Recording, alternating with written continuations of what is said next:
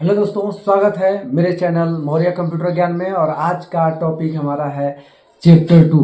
Chapter 2 में computer के कार्य और इसके 3 चरण होते हैं। ये आप लोगों को भली भांति पता होगा, इनपुट, प्रोसेस, आउटपुट। इसी प्रक्रिया को समझेंगे और कौन सा स्टेप बाय स्टेप चलते हैं उसमें भी हम लोग कार्य करेंगे।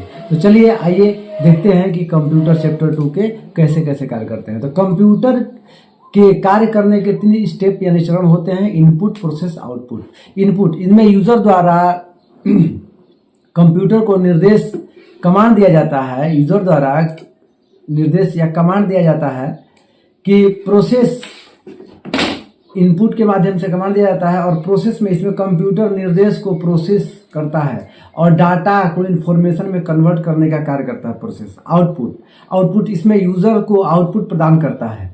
कंप्यूटर सिस्टम के मुख्य 3 घटक हैं। पहला है सीपीयू यानी सेंट्रल प्रोसेसिंग यूनिट, दूसरा है इनपुट, इनपुट में इनपुट डिवाइस, और तीसरा है आउटपुट डिवाइस। सीपीयू यानी सेंट्रल प्रोसेसिंग यूनिट, सीपीयू में दिया है, देखिए सबसे पहले ये हमारा डायग्राम है सीपीयू का। मेमोरी यूनिट, सबसे पहले इनपुट डालेंगे जब तो जाएगा सीपीयू के अंदर, वो मेमोरी यूनिट के लिए जाएगा। उसके बाद कंट्रोल यूनिट में जाएगा। उसके बाद एएलयू यानी अर्थमेटिकल लॉजिकल ऑपरेशन करने के बाद उसके बाद आउटपुट का रिजल्ट आपको देगा। और आउटपुट देने के बाद उसको storage device, memory card, hard disk या जहां कहीं भी सेव करना चाहें उसको सेव कर सकते हैं। इसके बाद दोस्तों अगला दिया है हमारा सीपीयू। सीपीयू का पूरा नाम सेंट्रल प्रोसेसिंग यूनिट है। यह यूजर के द्वारा दिए गए निर्देश को प्रोसेस करता है और कंप्यूटर को सभी कार्यों को कंट्रोल यानी नियंत्रित करता है। और सीपीयू को कंप्यूटर का दिमाग कहा जाता है यानी ब्रेन कहा जाता है। सीपीयू के निम्न 3 यूनिट्स मिलकर बना होता है: सीयू, एएलयू और मेमोरी यूनिट, एमयू। सीयू यानी control unit, ALU arithmetical logical unit, MU यानी यूनिट मेमोरी यूनिट। सीयू का फुल फॉर्म, सीयू को कंट्रोल यूनिट कंप्यूटर से जुड़े हुए सभी डिवाइसों और कार्य को नियंत्रित कंट्रोल करती है ताकि कंप्यूटर के सभी कार्य सही ढंग से किया जा सके। एएलयू में क्या होता है देखिए दोस्तों, एएलयू में अर्थमेटिकल लॉजिकल यूनिट, एएलयू का पूरा नाम है अर्थमेटिकल लॉजिकल यूनिट। यह सीपीयू का एक महत्वपूर्ण हिस्सा है। इसका इस्तेमाल अंक गणितीय और तार्किक कार्यों के लिए किया जाता है। इसके बाद अगला दिया है एमयू। यह सीपीयू का एक हिस्सा है जो कि मेमोरी यूनिट का इस्तेमाल कंप्यूटर डेटा और निर्देशों को स्टोर करने के लिए किया जाता है। कंप्यूटर की विशेषताएं जो कि कल हम लोग देख चुके हैं: स्पीड, गति, एक्यूरेसी, मेमोरी, डिलीजेंस, परिश्रमी, और इसके बाद ऑटोमेशन, स्वचालित। कमियां कंप्यूटर में देखिए दोस्तों, हम आज कवर करते हैं कमियां। कंप्यूटर में नो आईक्यू, कोई दिमाग नहीं होता है। कंप्यूटर के अंदर मानव की तरह सोचने और समझने की शक्ति नहीं होती है, इसलिए कंप्यूटर मानव का गुलाम है। कंप्यूटर के अंदर नो फीलिंग, कोई उसके अंदर फीलिंग नहीं है। कंप्यूटर के पास मनुष्य की तरह कोई भावना नहीं है, कोई फीलिंग नहीं है। अब देखिए सर, कल हम लोगों ने बात किया था शॉर्टकट में कि कंप्यूटर का इतिहास आया था हमारा। कंप्यूटर का आविष्कार आज से लगभग 2000 साल पहले, लेकिन आधुनिक कंप्यूटर को अस्तित्व में आए हुए मुश्किल से 50 वर्ष ही हुए हैं। इसका विकास का इतिहास काफी पुराना है। कंप्यूटर का जो स्वरूप आजकल हम लोग देख रहे हैं वह अचानक ही विकसित नहीं हुआ, बल्कि हजारों वर्षों की वैज्ञानिकों, खोजों और निम्न प्रकार के आविष्कारों के संभव हुआ है। सबसे पहले एबेकस थे, उन्होंने कुछ ये आविष्कार 16वीं शताब्दी में ली काई चीन ने के द्वारा किया गया था। इसका प्रयोग जोड़ने घटाने के लिए किया गया था। उसका कुछ डायग्राम ऐसा लिखा हुआ दिखेगा आपको। उसके बाद नेपियर बुन्स आए थे। नेपियर बुन्स ने 1617 में उन्होंने इस डिवाइस का इस्तेमाल किया था, जो कि आपको यहाँ पे भली भांति नजर आ रहा होगा। ये रहा, देखिए जब ये नेपियर बुन्स आए थे तो इसका प्रयोग मूल्यों को जोड़ना, घटाना और भाग करने के लिए किया जाता था। यह उस समय का दशमलव बिंदु का उपयोग करने वाली पहली मशीन थी। इस डिवाइस को बनाने के लिए नेपियंस ने हाथी के दांत का उपयोग किया था और इसलिए इस मशीन को नेपियर बुन्स के नाम से जाना जाता है। उसके बाद आया ब्लेस पास्कल ने कैलकुलेटर बनाया। ब्लेस पास्कल कैलकुलेटर पहला यांत्रिक कैलकुलेटर था। इसका आविष्कार फ्रांस में 1942 में ब्लेज पास्कल के द्वारा किया गया था। यह उस समय का पहला स्वचालित यानी खुद से ऑटोमेटिक कैलकुलेटर था। यह एक लकड़ी का बॉक्स था जिसमें कि पहिए लगे हुए थे। इन पहियों का उपयोग से मूल्यों को जोड़ना, घटाना, गुणा और भाग करने के लिए किया जाता था। ब्लेज पास्कल की इस मशीन को एडिंग, सब्ट्रैक्टिंग, एडिंग मशीन और पास्कलिंग मशीन भी कहते हैं, जो सबसे पहली मैकेनिकल कैलकुलेटिंग मशीन थी। और कभी भी सवाल पूछे कि पहली मैकेनिकल कैलकुलेटिंग मशीन कब आई थी, तो 1942 में ब्लेज पास्कल के द्वारा। उसके बाद आया difference engine. Difference engine Charles Babbage ने सन 1822 में एक मशीन का इस्तेमाल किया था। उन्होंने, देखिए दोस्तों, डिफरेंस इंजन चार्ल्स बेबेज ने 1822 में इस मशीन का निर्माण किया था, जिसका नाम उन्होंने डिफरेंस इंजन रखा था। इस इंजन की सहायता से अलजेब्रिक एक्सप्रेशन एवं सांख्यिकी तालिकाओं की गणना और अन्य गणना 20 अंकों तक की शुद्धता से की जा सकती थी। इस मशीन का उपयोग उन दिनों रेल, बीमा, व्यावसायिक क्षेत्र में व्यापक रूप से किया जाता था और यह मशीन भाप से चलती थी। उसके बाद आया analytical engine. Charles Babbage difference engine की सफलता से प्रेरित होकर एनालिटिकल इंजन को बनाया। एनालिटिकल इंजन का आविष्कार 1830 में किया गया था। यह कंप्यूटर किसी भी प्रकार के गणितीय समस्या को हल करने में सक्षम था। यह कंप्यूटर सूचनाओं को हमेशा के लिए स्टोर कर सकता था। बेबेज यह एनालिटिकल इंजन आधुनिक कंप्यूटर का आधार बना। यही कारण है कि चार्ल्स बेबेज को आधुनिक कंप्यूटर का फादर कहा जाता है, यानी जनक कहा जाता है। देखिए दोस्तों, एनालिटिकल इंजन है, इसी के बेस पे आज के सारे कंप्यूटर काम कर रहे हैं। इसीलिए जो इससे पहले जो लोग इसका आविष्कार किए थे उसका नाम नहीं आता है। जो मेन आता है कि who is father of computer, तो चार्ल्स बेबेज का बेझिझक लोग नाम लेते हैं और इन्हीं का नाम आया है, क्योंकि बेस इन्होंने एनालिटिकल इंजन पे ही किया था। उसके बाद आया टैबलेटिंग मशीन। यह एक ऐसी मशीन थी जिसका इस्तेमाल आंकड़ों को, रिकॉर्डों और डेटा को स्टोर करने के लिए किया जाता था। टैबलेटिंग मशीन पंच कार्ड पर आधारित एक यांत्रिक टैबलेटर था। इस मशीन का इस्तेमाल पहली बार 1890 में अमेरिकी जनगणना में किया गया था। टैबलेटिंग मशीन का आविष्कार वर्ष 1880 में हमरन हेलोरिथ के द्वारा किया गया था। हेलोरिथ ने एक टैबलेटिंग मशीन कंपनी का इस्तेमाल किया शुरुआत में, जो कि 1924 में IBM Indian international business machine बन गई। देखिए दोस्तों, जो हेलोरिथ की जो कंपनी थी पहले वो था, अब उसको बना करके टैबलेटिंग मशीन कर दिया, बन गई इंटरनेशनल बिजनेस मशीन बन गया। अब देखिए मार्क 1, उसके बाद आया मार्क 1। हार्वर्ड आइकन ने IBM के साथ मिलकर 1930 में मार्क 1 कंप्यूटर तैयार किया। यह विश्व की पहली इंटरनेशनल बिजनेस मशीन थी, जो कि कंप्यूटर की सहायता से सभी तरह की अंक गणितीय गणनाएं की जा सकती थी। साथ ही एल्गोरिदम और ट्रिग्नोमेट्री की गणनाएं भी संभव था। उसके बाद कंप्यूटर आया ENIAC, electronic numerator integrator and calculator. इसको प्रेस्पेस ईकार्ड और जॉन मैकली ने यूनिवर्सिटी में किया गया था। यह दुनिया का सबसे पहला गणितीय ऑपरेशन को बहुत तेज गति से कर सकता था और ENSI कंप्यूटर पहला इलेक्ट्रॉनिक डिजिटल कंप्यूटर था। उसके बाद आया EDSAC, electronic delay storage automatic calculator. एक कैम्ब्रिज यूनिवर्सिटी में बनाया गया था इंग्लैंड के, और प्रयोगशाला विश्वविद्यालय में किया गया था। इसका डिजिटल संग्रहित प्रोग्राम कंप्यूटर था। उसके बाद है कंप्यूटर का वर्गीकरण, यानी कंप्यूटर मतलब कितने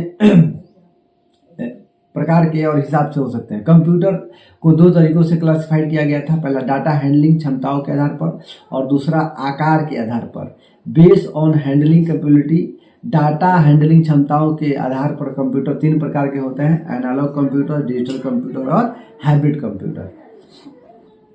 analogue computer, digital computer, hybrid computer. Analog computer एक ऐसा कंप्यूटर होता है जिसके द्वारा भौतिक मात्राओं को मापने के लिए किया जाता है, जैसे कि तापमान, दाब, गति, लंबाई, चौड़ाई आदि। ये सब एनालॉग कंप्यूटर के द्वारा मापा जाता है, जैसे कि पेट्रोल पंप पे, वैज्ञानिक कार्यों में और टेलीफोन लाइन में किया जाता है एनालॉग कंप्यूटर। उसके बाद अगला आता है एनालॉग कंप्यूटर का उदाहरण स्पीडोमीटर। यह एक एनालॉग कंप्यूटर जिसके इस्तेमाल से कार की स्पीड मेजर मापने के लिए किया जाता है। जैसे कि आप लोगों ने देखे होंगे कार का स्पीड जो जब 40, 60, 80, 90 वहाँ पे करता है, उसके अनुसार इसी पे एनालॉग कंप्यूटर पे करता है स्पीडोमीटर। ऑटो गैसोलाइन पंप, यह पेट्रोल की मात्रा को कैलकुलेट करता है, इसके साथ यह पेट्रोल के मूल्य को भी कैलकुलेट। देखिए जैसे कि आप गए कहेंगे पेट्रोल पंप पे कि हमको 85 रुपये का पेट्रोल दीजिए तो वो दे देगा, जो भी चल रहा है। 75 रुपये कहिएगा, 25 रुपये का भी कहिएगा तो दे देगा, बिल्कुल एक्यूरेट। लेकिन ऐसे अब अगर आपको करना होगा तो बड़ा समस्या आएगा कि कैसे कैसे करके उसको करें।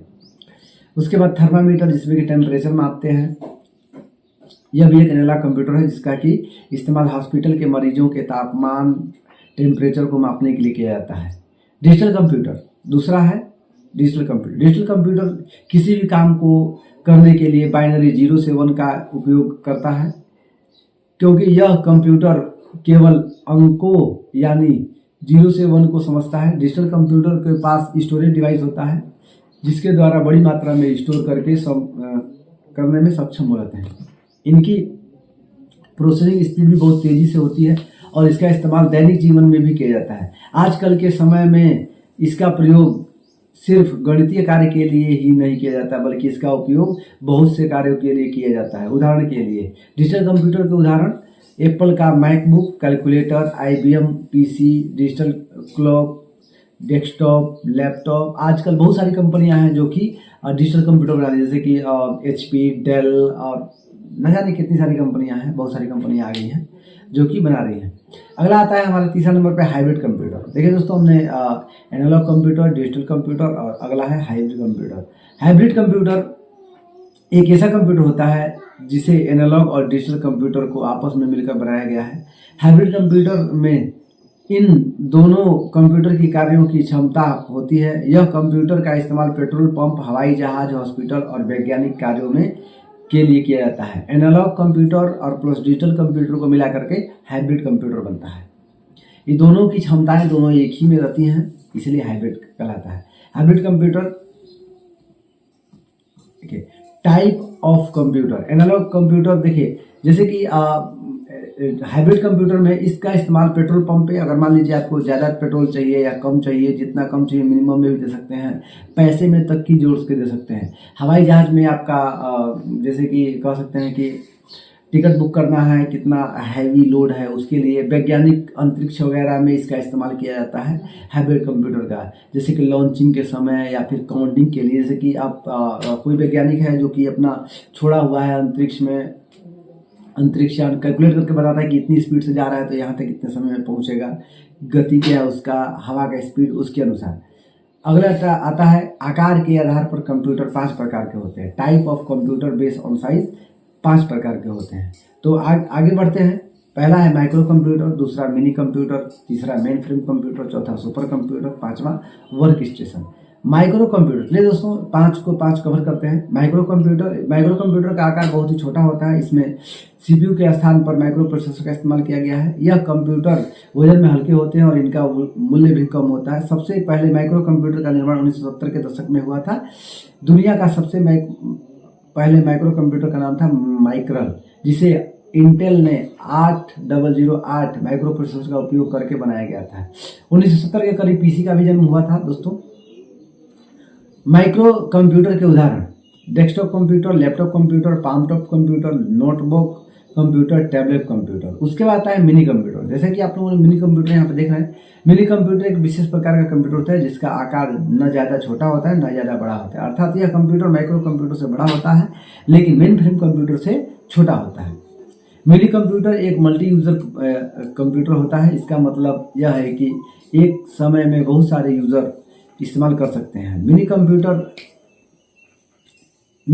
माइक्रो कंप्यूटर से अधिक शक्तिशाली होता है, परंतु यह मेन फ्रेम और सुपर कंप्यूटर की तुलना में कम शक्तिशाली होता है। इस कंप्यूटर को 1960 के दशक में IBM यानी इंटरनेशनल बिजनेस मशीन के द्वारा विकसित किया गया था और इसमें 2 से अधिक प्रोसेसर का इस्तेमाल किया गया था। इसके बाद आता है तीसरा main frame computer. Main frame computer का आप लोग यहाँ पे देख रहे हैं कि मेन फ्रेम कंप्यूटर कुछ ऐसा दिखता है। मेन फ्रेम कंप्यूटर का आकार बहुत ही बड़ा होता है और इसमें बहुत ही मात्रा में डेटा का स्टोर किया जाता है। मेन फ्रेम कंप्यूटर और बहुत सारे माइक्रो प्रोसेसर का इस्तेमाल किया गया था, इसलिए इसमें डेटा को प्रोसेस करने की स्पीड बहुत ही अधिक होती है। इसका उपयोग बड़ी कंपनियों और सरकारी ऑफिस में अधिक मात्रा में डेटा को स्टोर करने के लिए किया जाता है और कंप्यूटर काफ़ी महंगे होते हैं। उसके बाद चौथा आता है सुपर कंप्यूटर। सुपर कंप्यूटर दुनिया का सबसे तेज कंप्यूटर है जो कि डेटा को बहुत तेजी से प्रोसेस करता है। इसका इस्तेमाल वैज्ञानिकों और इंजीनियरों द्वारा बहुत सारे कार्यों के लिए किया जाता है, जैसे मौसम की जानकारी के लिए, परमाणु ऊर्जा की रिसर्च करने के लिए सुपर कंप्यूटर, और अंतरिक्ष में जो भेजे हुए हैं उसके लिए, और जहाँ पे परमाणु बम वगैरह रखे हुए हैं वहाँ पे सुपर कंप्यूटर का इस्तेमाल होता है। सुपर कंप्यूटर का साइज बहुत ही बड़ा होता है, इसे रखने के लिए पूरे एक कमरे की आवश्यकता होती है। सुपर कंप्यूटर को हिंदी में महासंगणक कहा जाता है। कभी सवाल पूछेगा सुपर कंप्यूटर को हिंदी में क्या कहते हैं, तो महासंगणक कहा जाता है। विश्व का प्रथम सुपर कंप्यूटर क्रे रिसर्च कंपनी द्वारा 1976 में क्रे-1 विकसित किया गया था। और भारत का, ध्यान रखें दोस्तों, भारत का पहला सुपर कंप्यूटर परम 8000 था। भारत का पहला सुपर कंप्यूटर का नाम था परम 8000। उसके बाद आता है वर्क स्टेशन। देखिए दोस्तों, वर्क स्टेशन में दिया है, वर्क स्टेशन एक विशेष प्रकार का कंप्यूटर होता है जिसका सामान्य कंप्यूटर की तुलना में अधिक प्रोसेसिंग पावर होती है। इसमें एक तेज माइक्रो प्रोसेसर होता है जिसकी मात्रा में रैम और हाई स्पीड ग्राफिक एडाप्टर होता है जो कि कार्य की स्पीड बढ़ाता है। वर्क स्टेशन का उपयोग video editing, 3D animation, software development, desktop publishing जैसे कार्यों में किया जाता है। देखिए दोस्तों, जैसे कि 3D इमेज बनाता है, एक ही साथ दो मॉनिटर 3 4 लगा रहता है और उसको बिल्कुल ही बारीकी से देखने के लिए कि कहीं कहाँ पे कोई छूट नहीं। जैसे कि आजकल की मूवी बन रहे हैं 3D में, जैसे कि अवतार बना है, तो उसको बहुत ही बड़े वर्क स्टेशन पे और काफ़ी हाई लेवल पे बना है। आजकल के जैसे बाहुबली टाइप के इंडियन मूवी आ रहे हैं, इनमें भी काफ़ी ग्राफिक्स और 3D का और काफ़ी चीज़ें का इस्तेमाल किया गया है। तो ये वर्क स्टेशन पे या फिर क्या बोलते हैं सुपर कंप्यूटर के द्वारा इस्तेमाल किया गया है। दोस्तों, आज के लिए ही हमारा चैप्टर 2 यहीं पे ख़त्म होता है। अगला चैप्टर पे हम बात करेंगे वर्ड लेंथ के बारे में, कि हमारा MB, GB, TB, PB, KB, megabyte. आपने सुना होगा कि सबसे छोटा कौन सा होता है, किलोबाइट, मेगाबाइट, गीगाबाइट। इसी को विस्तारित रूप से बात करेंगे। और आज के लिए इतना ही। बहुत बहुत धन्यवाद।